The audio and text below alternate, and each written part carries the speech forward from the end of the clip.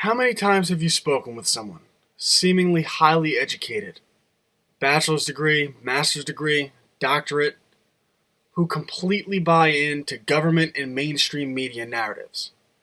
And when you show them information that contradicts their worldview, they simply reject that information and cite authority. The New York Times, CNN, the Washington Post, whatever it might be.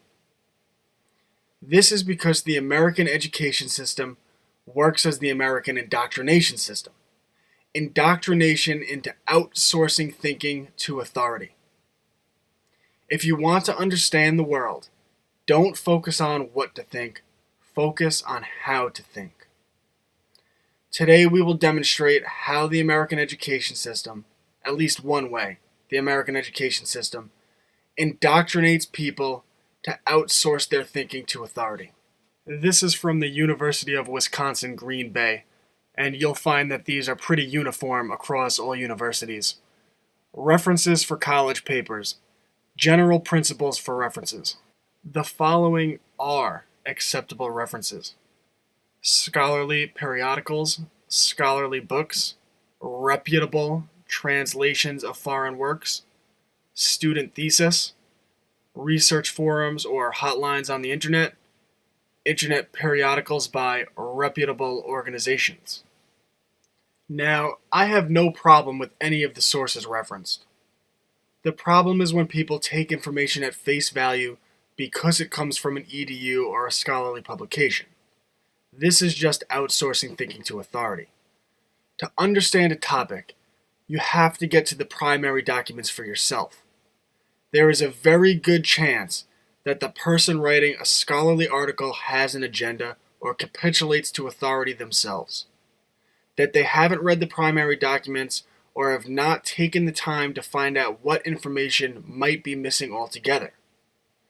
The truth is that it doesn't matter if you get your information from the town drunk or the President of the United States.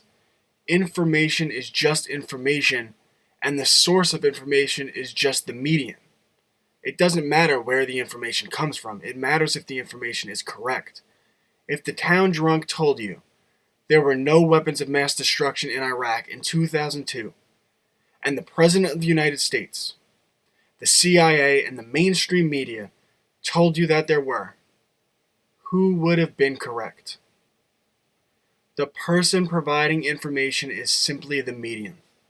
The following may be acceptable references: reputable news media, such as Time, Newsweek, the New York Times, serious popular magazines, New Yorker, National Geographic, government publications, internet versions of these sources. Notice the language: reputable news media, government publications. This is the American education system indoctrinating people to outsource their thinking to authority. For example, let's say there's a story, an online story, by the New York Times, and the story cites anonymous sources. This should be taken with a grain of salt. How do you know where the anonymous sources are getting their information? If you take the story at face value, this is simply outsourcing your thinking to the New York Times. The New York Times must be telling me the truth, so it doesn't matter that they're citing anonymous sources. When reading a publication, and we'll use an example as an online publication, the most important information is where the information comes from, the citations.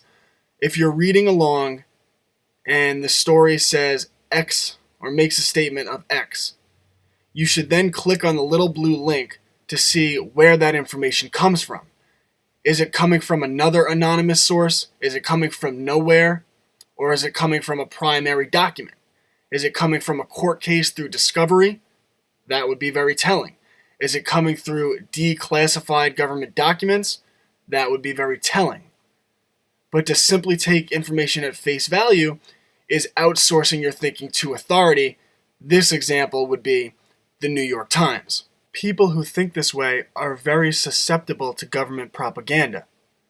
Anonymous sources in the mainstream media make claims with no backing, but people are indoctrinated to outsource their thinking to authority, such as the New York Times, so they take the information at face value.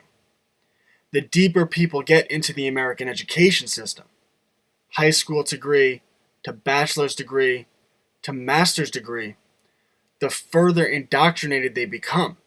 People are expected to write multiple papers a week for years under this criterion. This is the final report of the Select Committee to Study Government Operations, popularly known as the Church Committee, and everything I reference in this report will be in the reference notes below the video. I always suggest that you don't outsource your thinking, don't take my word for it, but actually go through the documents yourself, and I provide the documents in the links below. Pages 191 and 192. Covert relationships with the United States media. In pursuing its foreign intelligence mission, the Central Intelligence Agency has used the U.S. media for both the collection of intelligence and for cover. Until February 1976, which is when these congressional hearings took place, when it announced a new policy toward U.S. media personnel, the CIA maintained covert relationships with about 50 American journalists or employees of the U.S. media organizations. The Church Committee would go on to report that, adjusted for inflation, the CIA paid journalists billions of dollars in today's money.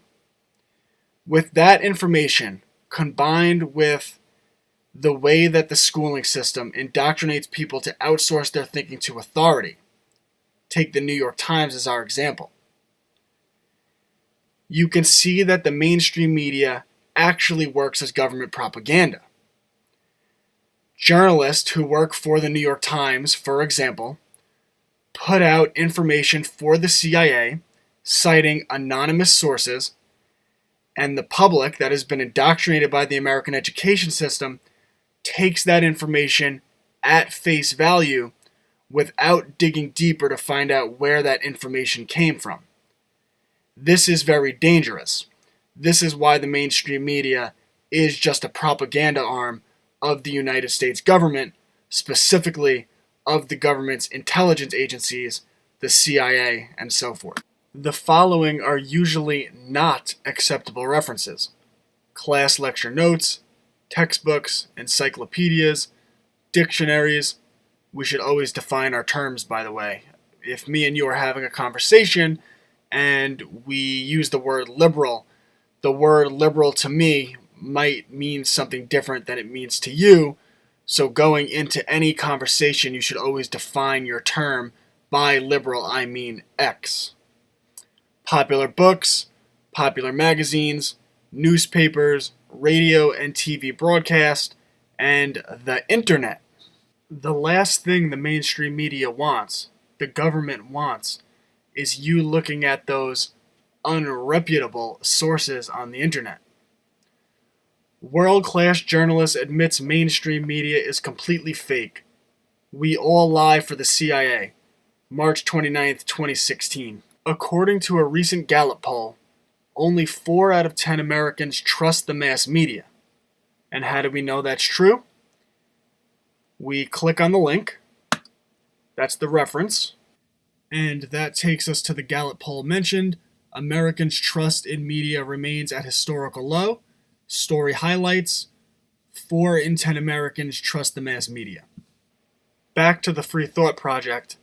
Liberals have a hard time believing Fox News, while conservatives have a hard time believing MSNBC. In the meantime, however, according to Dr. Ulcody, don't quote me on that, all of them are manipulating you for the same goal, to sell you war. In an interview with RT, the doctor dropped a bombshell when he stated that the mainstream media writes under direct CIA pressure. And they would include the video link on RT. The doctor is not alone in his claims either. And they would go on to provide other examples. One great example of a whistleblower reporter is investigative journalist and former CBC News reporter Cheryl Atkinson. she delivered a hard-hitting TED Talk showing how fake grassroots movements funded by political, corporate, or other special interests are very effectively manipulating and distorting media messages. And they would include the video. Another great example is Amber Lyon, 3-time Emmy Award-winning journalist who said that they are routinely paid by the U.S. government and foreign governments to selectively report and even distort information on certain events. And they would include the link. Unfortunately, the idea of the CIA manipulating the media is not reserved for the realms of tinfoil hats. The CIA admittedly conducts operations to brainwash the public through media control. This is known as Operation Mockingbird. For those of you interested, I did do an extensive report titled Operation Mockingbird, the CIA Control of the Media. I strongly recommend and hope that you do watch that report. The CIA operation began as the Cold War ramped up in the 1950s. In an attempt to gather intelligence and influence public opinion, the CIA recruited journalists from across the United States. The program operated for nearly 3 decades and was deeply embedded in the fabric of American journalism. These compromised journalists provided the CIA direct access to some of the most prestigious media outlets in the country. The scope of the infiltration of the media was vast, encompassing newspapers, periodicals, press services, news agencies, radio and television stations, book publishers, and foreign media outlets. A congressional investigation by the Church Committee exposed the vast propaganda program.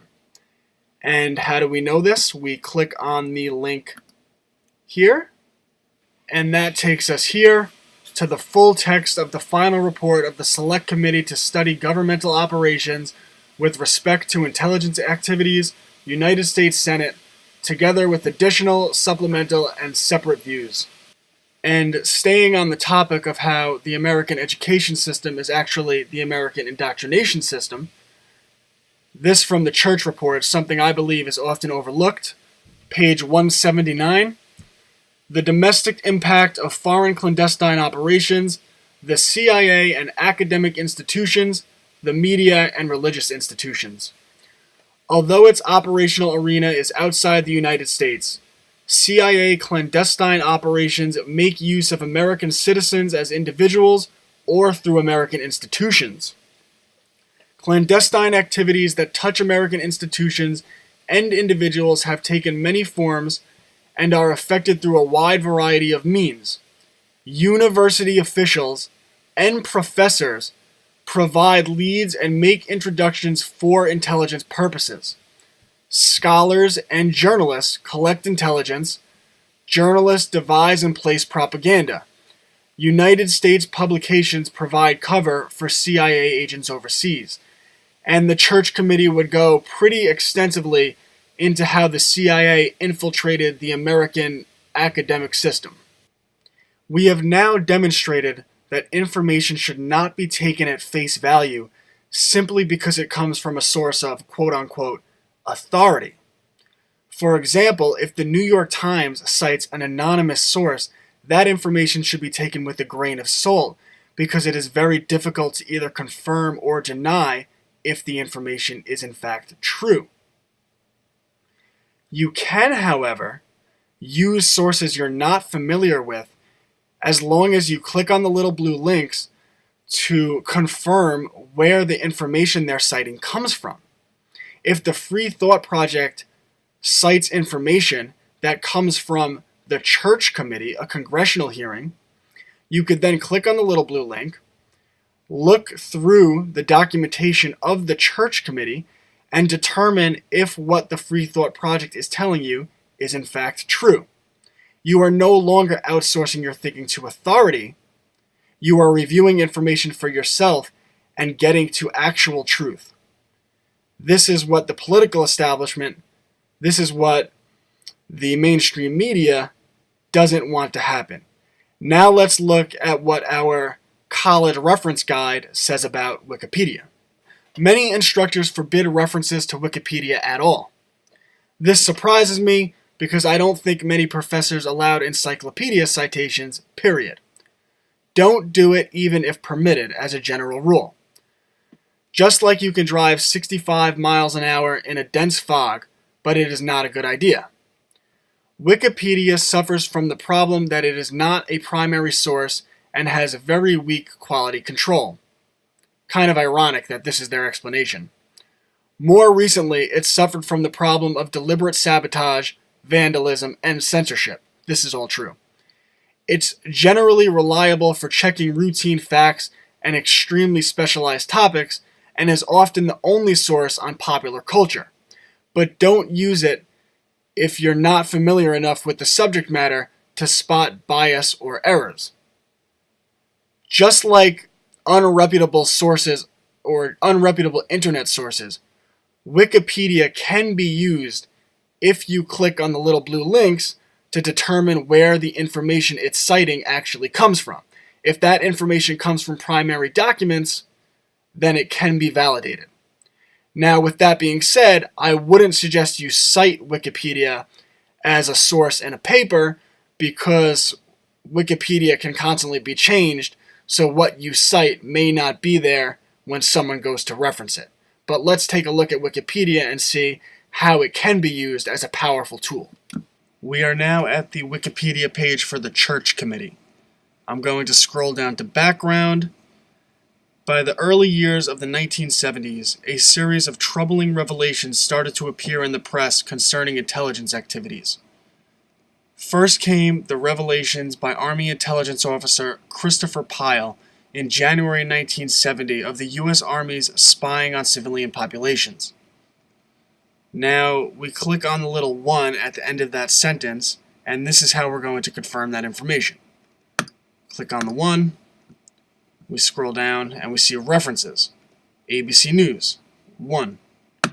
Click on ABC News, and that takes us to an article by ABC News. Now, in the interest of speeding this up, I'm going to do Command Find, and that takes us to this little corner right here. This is our find search. I'm going to type in Christopher Pyle. And sure enough, well, there you go. Sure enough, Christopher Pyle, a professor at Mount Holyoke College, remembers those days well, 1967-1968, and you scroll down and it eventually gets to revelations regarding the CIA and spying on civilians. We are now back at the background page for the Church Committee on Wikipedia, and Senator Sam Erving's Senate investigations produced more revelations. And there's a little 3. You click on the 3. This takes us down to our references, military surveillance hearings. We click on that, and sure enough, military surveillance, hearing subcommittee on constitutional rights. And now we have a congressional hearing that we could read over to confirm that information. Now back to the Wikipedia Church Committee background. Then on December 22nd, 1974, the New York Times published a lengthy article by Seymour Hersh. Interestingly, Seymour Hersh recently blew the whistle on the Seth Rich murder being covered up, detailing operations engaged in by the CIA over the years that had been dubbed Family Jewels. Covert action programs involving assassination attempts against foreign leaders and covert attempts to subvert foreign governments were reported for the first time. In addition, the article discussed efforts by intelligence agencies to collect information on the political activities of U.S. citizens. Now we click on the 4, and of course that takes us to references. And huge CIA operation reported in U.S. against anti-war forces. And that takes us to a primary document, again, another primary document. This from the New York Times. Huge CIA operation reported in U.S. against anti-war forces, other dissidents in the Nixon years, and it goes on to explain the CIA activities as reported by Seymour Hersh. So now we're finding out that this information being reported on Wikipedia is in fact true, and you don't cite Wikipedia as your source, but what you do is you use Wikipedia as a source to find documents, get access to information that you otherwise would not get access to from a mainstream media largely controlled by intelligence agencies and tax-exempt foundations, political establishments, trying to keep you in the dark about the true history of America. The American education system is societal cancer. The Department of Education should be abolished, and education should be returned to the state, local, and family level. What can be better for children than their families deciding the direction of their education? The people with their best interest in mind, not the political goals of a society. If education is returned to the family level, school taxes can be abolished, and that money can be used in a free market because schools will emerge to send children to schools that fit family values and the direction, the education that families see best for their children. Until that happens, the American education system is going to continue to function as the American indoctrination system. Indoctrination into teaching people to outsource their thinking to authority. It is the how to think, not the what to think, that will ultimately form the revolution that will return liberty, freedom, and get America out of a constant state of war. What can be more important? We can fight the battles over what to think until our head spins and falls off. But until people learn how to think, the government, the mainstream media, will be able to use force, fraud, and coercion, manipulations to fool the public into poor economic policy, into policy that takes away their liberty, and into endless states of war. I'm going to continue fighting the good fight. Your help is greatly appreciated. I hope you support me at patreon.com. I have so many ideas I want to share with you. I just need my time freed up so I can do it. Go to www.patreon.com. Contribute as little as $1 a month. I really appreciate your support. I'm Tom Anderson, FFR News. I know you are out there. You're listening. You're afraid. You're afraid of us. You're afraid of change. I can't see the future. I'm not here to tell you how this is going to end. I'm here to tell you how this is going to begin. I'm going to start this broadcast, and when I do, I'm going to show these people what you don't want them to see. A world without controls and boundaries. A world where anything is possible. One more thing. YouTube seems to be ramping up the censorship every day. Please follow my other social media in case YouTube decides to kick me off of their platform. On Facebook, FFR News. I post a ton of articles each day which really try to paint a picture of how the world operates, the big stories going on in the world, and just to paint a picture of where the world is going. Twitter, Tom FFR News, and Gab Tom Anderson. Thanks, guys. Bye-bye.